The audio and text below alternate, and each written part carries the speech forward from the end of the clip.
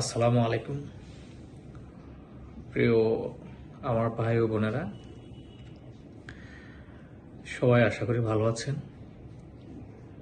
আমার দেখতে একটু বিমর্ষ মনে হচ্ছে, কারণ হচ্ছে আমি আজ বেশ কয়েকটা দিন মেডিকেলে খুব দৌড়াদৌড়ি অবস্থায় আছি।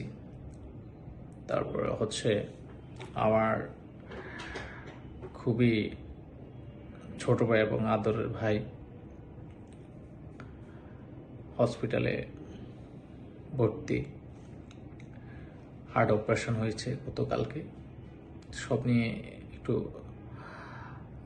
ব্যস্ত ভিতরে গিয়েছে। আবার হচ্ছে আরেক বোন আমার সম্পর্কে, উনি হচ্ছে আইসিইউতে আছে। ছোট মানুষ, একদিনে জন্ম নিয়েছে, একদিনে শিশু আর কি। এখন আজকে বয়স টোটালি 6 দিন হয়েছে। মোটামুটি ভালো আছে। আইসিইউ থেকে আগামী দিন মনে হয় ওনারা বের করবে, নর্মাল বেডে দিবে। তো যাই হোক, আমি আসলে এটা নিয়ে কথা বলতে চাচ্ছি না। আমি হার্ট ফাউন্ডেশনের, ন্যাশনাল হার্ট ফাউন্ডেশন, বাংলাদেশের ন্যাশনাল হার্ট ফাউন্ডেশন মিরপুর 2 নম্বর যে হসপিটালটা আছে, ওখানে ওয়াশরুমের ভিতরে দুটো নাম্বার আছে। নাম্বার দুটাতে বেশ কিছু কথা লিখে একটা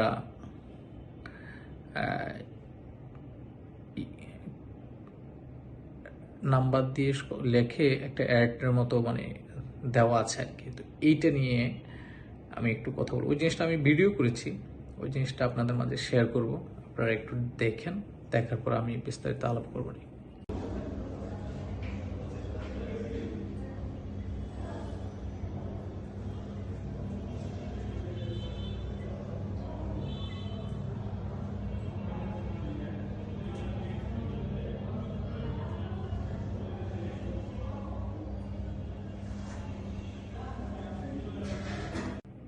তো যাই হোক, আমি যে বিষয়টা নিয়ে আলাপ করতে চাচ্ছিলাম আর কি, সেটা হচ্ছে আমি জানি, আমার যতটুক জানা আছে আর কি, যে এই ব্যাপারটা নিয়ে, যে শরীরের কোনো অঙ্গ কোথাও বিক্রি করা যাবে না, এটা আইনে বৈধতা নেই।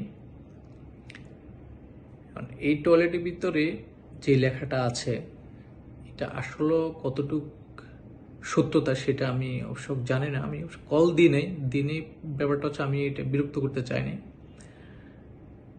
আসলে কি আদৌ ওই লোকটার যে প্রবলেম বা কোনো বড় ধরনের কোনো সমস্যা হয়েছে কিনা, বা এই জন্য তার অঙ্গটা সে সেল করতে চাচ্ছে বা বিক্রি করতে চাচ্ছে। আপনারা যারা সহৃদয়বান ব্যক্তি আছেন, তারা একটু যাচাই বাছাই করে দেখবেন। আসলে যদি আপনাদের পক্ষে কোনো হেল্প করা সম্ভব হয়, বা এই লোকটার অঙ্গটা কী কারণে বিক্রি করতেছে, তাকে আর্থিকভাবে কোনো হেল্প করা যায় কিনা, বা একটা মানুষের অঙ্গ সৃষ্টিকর্তা তাকে পরিপূর্ণভাবে সৃষ্টি করেছে, তার অঙ্গ বিক্রি করে তার এই সমস্যার সমাধান করবে। এই দিকটা আমার কাছে খুবই খারাপ লেগেছে। 2টা নাম্বার আপনারা, যে আমি ভিডিও করেছি ওই ভিডিওতে 2টা নাম্বার আছে, ওইটা আপনারা দেখবেন একটু ভালো করে।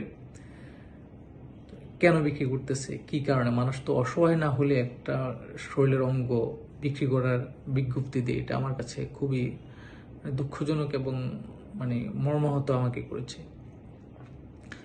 যাই হোক, আমাদের বাংলাদেশে প্রচুর অর্থ আছে, অনেক বড় লোক আছে যাদের অনেক অর্থ আছে। এই যারা অসহায় আছে তাদেরকে যদি কিছু টাকা দিয়ে হেল্প করে, তাহলে মনে হয় না ওনার এমন কোনো বড় ক্ষতি হবে। ওনারা তো অনেক টাকায় জাকাত আসে, অনেক পয়সা অনেক দিকে খরচ হয়ে যায়। একটা রেস্টুরেন্টে বসলে ওনাদের 4-5 লাখ টাকা খরচ হয়ে যায়, এর চেয়ে বেশিও হয় অনেক সময়। প্রাইভেট হোটেলগুলোতে ওনাদের মিটিং টিটিং যখন হয়, এগুলোতে অনেক টাকা খরচ হয়ে যায়।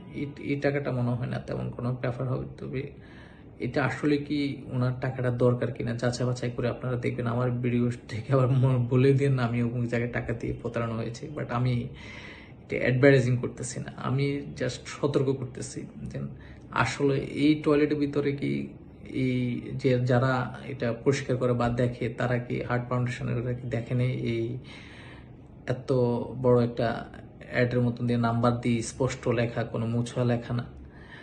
তো একটু আপনারা দেখে শুনে একটু যাচাই বাছাই করে এই লোকটা হেল্প করা যায় কিনা, এই দুটো লোকের একটু দেখবেন। আমি দেখেছি দুইটার নাম্বার একই না, দুজন লোকের দুইটা নাম্বার।